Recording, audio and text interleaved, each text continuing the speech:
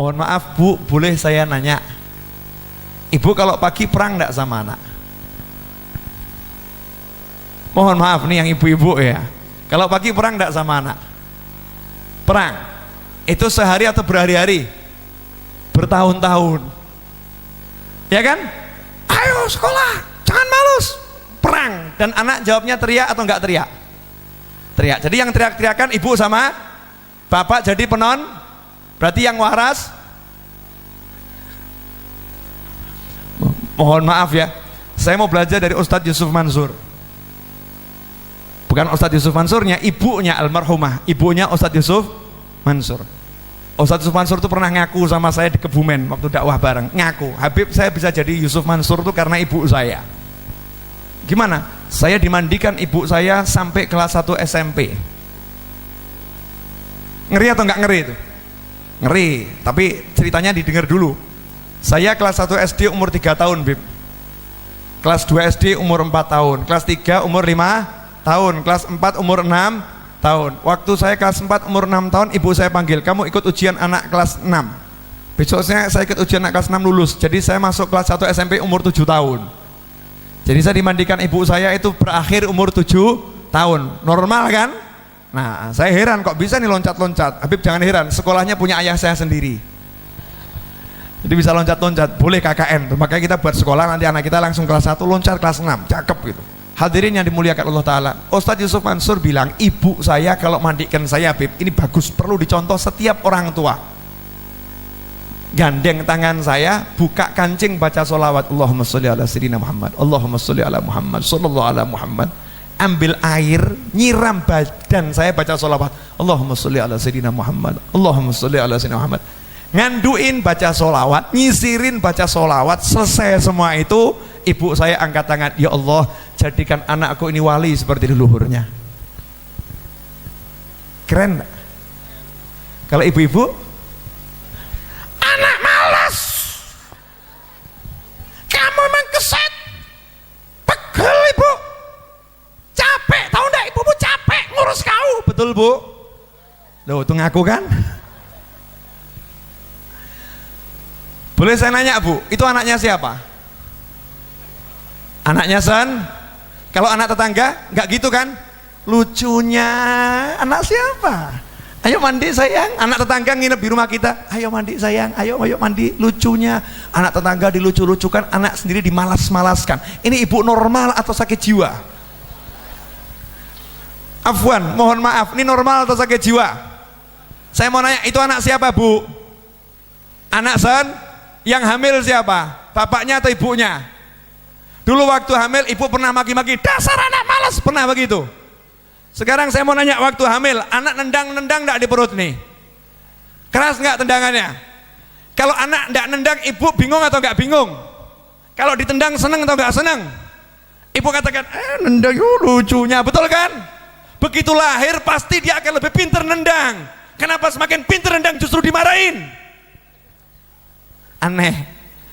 Semakin pinter nendang seharusnya lebih senang. Makanya ulama Hadramut tidak pernah mencegah anaknya mau koprol, mau mencolot, mau lari, mau gelundung, dibiarkan begitu saja.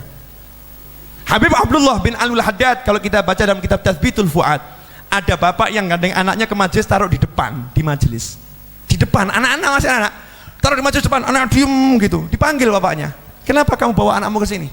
Suruh di luar biar main-main sama yang seusianya. Ini waktunya dia lari-lari, biar dia lari-lari. Biar dia lari-lari, biar habis itu rasa bermainnya habis. Kalau enggak seperti bapak-bapak ini, udah tua masih suka main-main. Karena kecilnya belum puas main-main. Makanya Rasulullah SAW tidak pernah melarang cucunya naik ke punggungnya, nggak pernah dilarang. Sayyidina Hasan dan Husain, Rasulullah ceramah, Sayyidina Hasan dan Husain lari-lari di depannya, lari-lari nih. Coba bayangkan nih, cucu Nabi nih. Maka aku lihat Habib pola, jangan kaget. Seperti saya ini kan pola ini, ya. Karena kakek saya juga pola. Sayyidina Hasan Husain lari-lari nih di depan panggung nih, lari-lari. Apakah Rasulullah, Fatimah, ini anak kamu diurus, apa begitu? Sahabat, angkat, cucu saya angkat, ini ganggu majelis, angkat cucu saya, angkat ke sana. Apakah begitu Rasulullah? Enggak, beliau turun dari majelis, sahabat enggak digubris.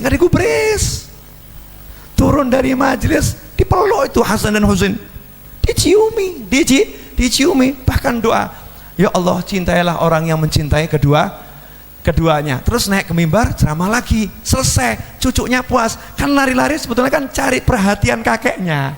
Kakek, aku ada loh kakek, aku hadir loh kakek.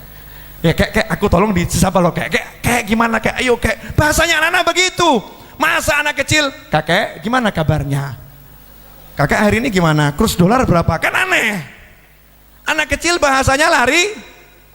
Rasulullah paham, makanya turun disapa, dipuaskan. Gak lama muaskan itu, gak sampai 1 menit, puas tuh anak. Anak itu puas, dia akan menyingkir dengan sendirinya.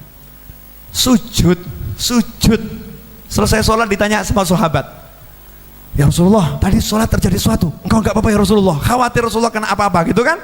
Enggak ada apa-apa. Apakah turun wahyu? Jibril bawa wahyu? Enggak. Nah kenapa tadi kok ada satu sujud yang lama sekali? Rasulullah kan mengajari kita suruh sholat memperhatikan makmum, betul kan ya? Karena ada orang tua, ada orang yang punya hajat, mungkin ada yang punya anak, mungkin ada yang sakit. Makanya sholat kalau berjamaah nggak boleh lama sujudnya, rukuknya berdiri nggak boleh. Yang mu'tadil, yang sedang taraf ukur orang semua bisa ikut. Itu yang diajarkan Nabi Muhammad Sallallahu Alaihi Wasallam. Tapi dalam kasus itu, kenapa Rasulullah mengabaikan hal itu? Dalam kasus ini Rasulullah mengabaikan. Ada orang punya hajat, ada orang tua. Dalam kasus yang lain, Rasulullah menyegerakan menyelesaikan sholatnya karena ada bayi yang nangis. Betul kan? Kasihan sama ibunya nanti pikiran dan kasihan bayinya. Rasulullah singkatkan sholatnya. Tapi dalam kasus yang ini Rasulullah lamakan sujudnya, sehingga sahabat tadi heran, kenapa ada sujud yang lama sekali ya Rasulullah? Jawaban Rasulullah sederhana, nggak ada apa-apa. Cuman tadi waktu sujud, cucu saya naik ke punggung saya. Cucu saya naik ke punggung saya. Saya tidak tega untuk nyingkirkannya. Dibiarkan sampai nyingkir sendiri baru bangun. Ya, tapi cucunya udah sunat loh nih ya. Cucunya udah sudah khitan. Nah, naik ke punggung, dibiarkan. Coba kalau kita lagi sholat, cucu naik ke punggung, selesai, itu anak kita maki-maki. Tahu enggak nih ya? Apa lagi sholat, dinaikin punggungnya, marahin. Tahu enggak kamu? Ini Habib lagi sholat, jangan dinaik gitu. Marah Allah nanti, dimaki-maki anaknya nih. Padahal anaknya kan sayang kangen. Habib, blak naik. Bapak naik, itu tanda cinta antara sayang. Itu bahasanya anak kecil. Begitu Rasul mengajarkan kita, pahami bahasa anakmu. Sekarang banyak orang nggak paham nih bahasa anak. Almarhum ayah saya yang akan saya omongkan, insya Allah jadi pelajaran. Almarhum ayah saya nanti itu. Tapi sebentar, boleh saya nanya, kalau misalnya presiden main ke rumah kita, jujur aja lah kita ini sebagai manusia, ada kebanggaan enggak itu? Ada ya, kebanggaan. Siapkan gelas minum, roti, duduk sama presiden. Mohon maaf, anak kita yang kecil tahu-tahu keluar lari-lari. Pak Presiden, ya, hello, teriak-teriak. Anda malu atau senang? Jujur, malu atau senang? Wajah tampak bahagia atau langsung berubah? Setelah itu anak tadi nyampar gelas, tak, piar, pecah. Instruksi selanjutnya apa? Kasih kode, betul? Permisi Pak, masuk ke dalam. Anaknya dicium atau yang mana? Jewer, nangis, tinggal angkat yang lain. Betul begitu? Orang tua yang hebat, Masya Allah. Orang tua yang baiknya luar biasa. Ini orang tua yang insya Allah nanti kalau meninggal dunia ditunggu anaknya model begini nih, insya Allah ini ya. Mohon maaf, yuk coba kita mikir. Betul presiden mulia dan kita muliakan. Tapi mohon maaf, kalau Anda nanti meninggal, kira-kira presiden ngelayat nggak? Enggak. Kang layat. Kira-kira kalau Anda meninggal, presiden mau nggak nunggu di kuburan bacakan talqin, yasin, tahlil, mau nggak? Anda. Kalau Anda sakit nanti presiden nungguin enggak? Anda nungguin. Siapa yang kita harapkan nungguin kita? Siapa yang kita harapkan nemenin kita? Siapa yang kita harapkan nanti nyolatkan jenazah kita, ngantar jenazah kita, yang nungguin kita dikubur, siapa itu? Kalau kita pengen ditungguin, maka tungguin anakmu. Kalau kita pengen dilayani, layani anakmu. Kalau kita pengen dimuliakan, muliakan anakmu. Kalau kita pengen diunggulkan, unggulkan anakmu. Kalau kita pengen nomor satukan anakmu. Jangan orang lain. Itu yang dilakukan Nabi Muhammad SAW. Meskipun ada sahabat, meskipun sujud, Rasul tidak pedulikan sahabat. Karena ini cucuku lebih penting dari semuanya. Paham? Yang mau batal suruh batal, yang mau bangun suruh bangun, yang mau pulang suruh pulang. Ini urusannya cucu saya ini. Illal mawaddata fil qurba. Khairukum li jiranih la. Yang terbaik di antara kalian yang paling bagus pada tetangganya. Tidak ada hadis seperti itu. Memang kita disuruh berbuat baik pada tetangga, tapi ukuran yang terbaik bukan orang yang paling baik pada tetangga. Khairukum li ahlih. Yang terbaik di antara kalian yang paling baik pada keluarganya. Suami pada istri, istri pada suami, orang tua pada anak, anak pada orang tua, majikan pada pembantu, pembantu pada majikan. Kalau tinggal satu rumah itu jadi keluarga.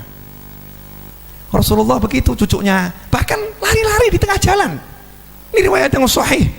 Rasul lagi sama sahabat keluar, dia cucunya lari-lari di pinggir, main-main sama teman-temannya. Rasul katakan, sahabat silakan jalan duluan ke tujuan, nanti saya susul. Rasulullah ikut lari-lari sama cucunya dan kawan-kawannya. Coba, wah nggak kena cucu lari, nggak kena, sampai udah puas ditubruk cucunya, wah kena sekarang, diciumin. Cucunya seneng,